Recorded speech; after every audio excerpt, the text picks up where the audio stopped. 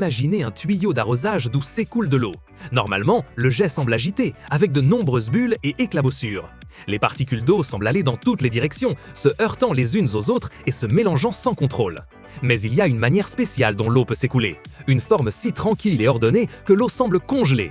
Elle bouge, mais ne se mélange pas. C'est le type de mouvement le plus parfait qu'un liquide puisse avoir. Cet événement étonnant est connu des scientifiques sous le nom de flux laminaire. C'est une danse secrète de l'eau que très peu connaissent. Les scientifiques ont découvert que dans le flux laminaire, toutes les particules du liquide se déplacent en ligne droite et parallèle. Pensez à un orchestre très bien coordonné. Chaque musicien joue de son instrument à sa place, suivant le rythme sans heurter personne. C'est ainsi qu'est le flux laminaire. Les couches d'eau glissent les unes sur les autres avec une harmonie parfaite, sans se croiser. Contrairement à ce jet de tuyaux agité, dans le flux laminaire, il n'y a pas de bulle ni de tourbillon. Il n'y a pas de chaos. C'est un mouvement si doux et prévisible que le liquide ressemble à du cristal, une barre de verre se déplaçant lentement. Les ingénieurs et les scientifiques ont été stupéfaits lorsqu'ils l'ont observé pour la première fois. C'était comme de la magie, mais c'était de la pure physique. La grande question est, comment réalise-t-on cette merveille, cette eau qui ne bouge pas mais qui s'écoule? Les experts nous disent qu'il faut deux choses principales pour qu'un liquide, comme l'eau, ait ce flux si ordonné. La première est que le liquide doit se déplacer très lentement. Plus la vitesse est lente, plus il sera facile pour les couches de glisser sans se mélanger. Imaginez que vous peignez un mur. Si vous passez le rouleau très vite, la peinture éclabousse et laisse des marques. Mais si vous le faites lentement et avec soin, la peinture s'étale doucement, laissant une couche parfaite.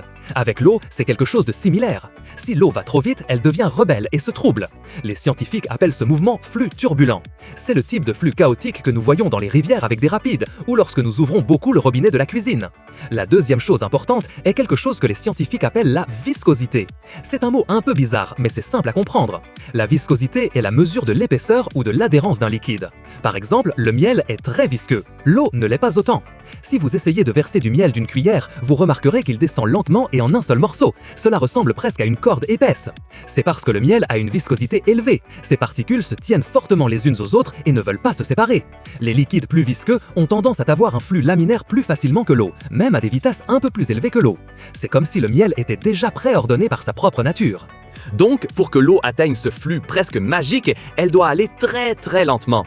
Ou cela peut aussi se produire avec d'autres liquides beaucoup plus épais, comme une huile lourde ou un sirop très dense.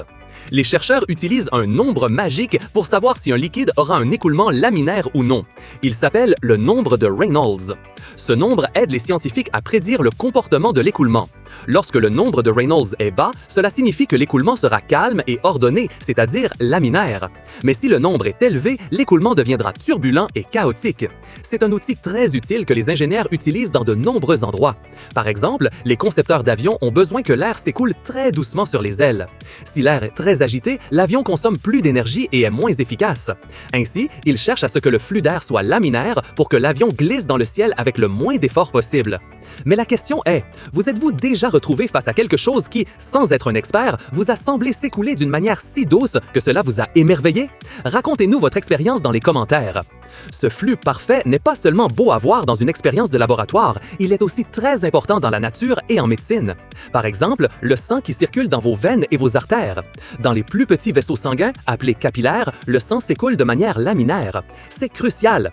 Imaginez que le sang s'agite et se heurte violemment à l'intérieur de ces minuscules tubes.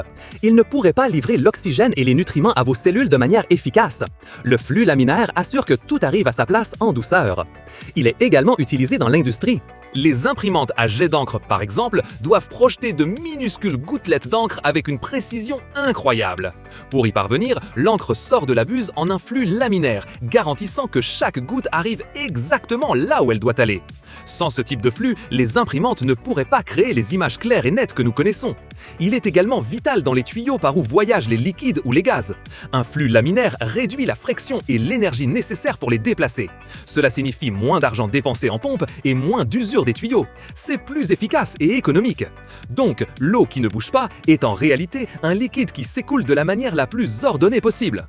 C'est l'écoulement laminaire, un type de mouvement où chaque particule sait exactement où aller sans interférer avec les autres. Grâce à la faible vitesse et à la viscosité du liquide ou à une combinaison des les deux, les scientifiques et les ingénieurs atteignent cet état de calme parfait. C'est la raison pour laquelle nous voyons des liquides qui ressemblent à du cristal lorsqu'ils glissent, ou pour laquelle un avion peut voler avec moins d'efforts. C'est la science du mouvement le plus contrôlé et le plus efficace qui existe, le flux le plus parfait que les scientifiques ont réussi à comprendre. Quelle partie de ce flux laminaire vous a le plus surpris? Pensiez-vous que l'eau pouvait s'écouler de cette manière si gelée? Nous voulons lire votre opinion dans les commentaires.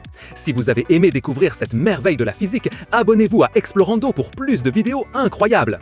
Aimez cette vidéo si vous avez appris quelque chose de nouveau et partagez-la avec vos amis pour qu'ils la découvrent aussi.